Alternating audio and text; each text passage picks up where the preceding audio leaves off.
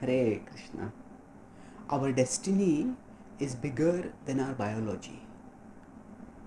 Our biology refers to our existence as products of protoplasm, as beings who are existing with material bodies that are essentially biological in function.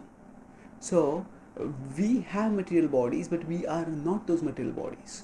But when we let our identity be defined by our biology, that means when we think of ourselves as our bodies, then we have a dreary and doomed destiny.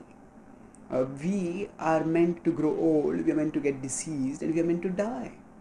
And that is the biological fate of all living beings if they are going to identify with their biology.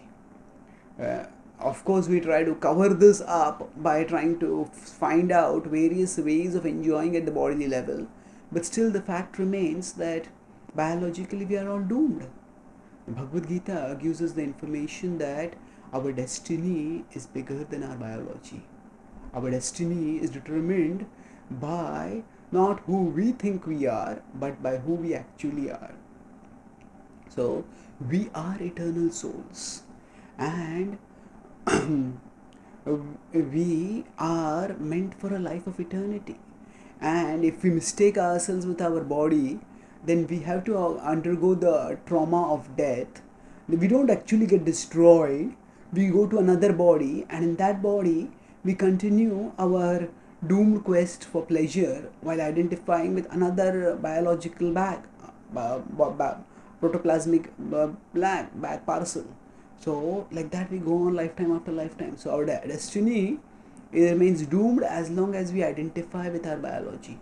But once we understand that we are souls, we are spiritual beings, this is the first teaching the Bhagavad Gita teaches. At right it starts in 2.13, it says that Dehinosmin yatha dehe kaumaram yauvanam jara tatha dehantara praptir dhiras tatra namuhyati.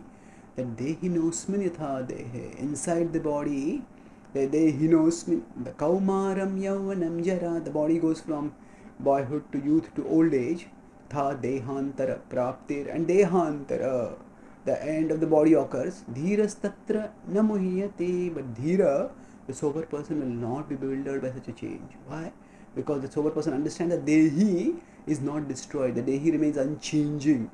And Krishna says that one who is, if we do not get emotionally consumed by the physical destruction of the body, then he says, that's what he recommends, don't get emotionally consumed by physical consumption. That's what he tells in the next verse, 2.14. He says, Matra sparshastu kaunteya shitoshna sukha dukkadaha agamapayino nityastam stitikshasva bharata. Tam stitikshasva bharata. He says that to tolerate, knowing that this is temporary, just as heat and light come and go, just as summer and winter come and go, similarly pleasure and pain will come and go at the body level. Tolerate it.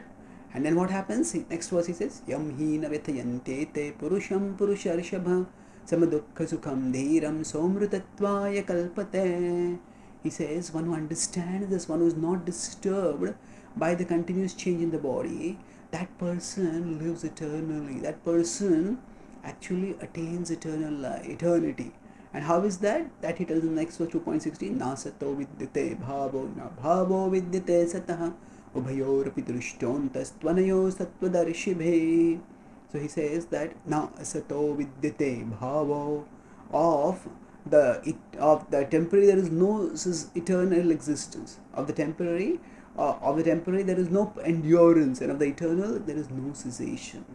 So when we identify ourselves with our biological bodies, then we are identifying ourselves with the temporary, and our identity changes even within a life.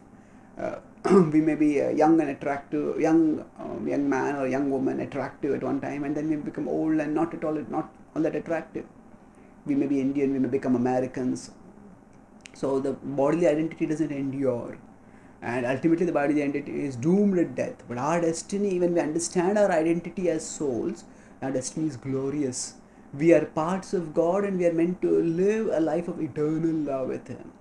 So the basic message of the Bhagavad Gita is that by revising our identity, by realizing our identity, we make our destiny much bigger than our biology.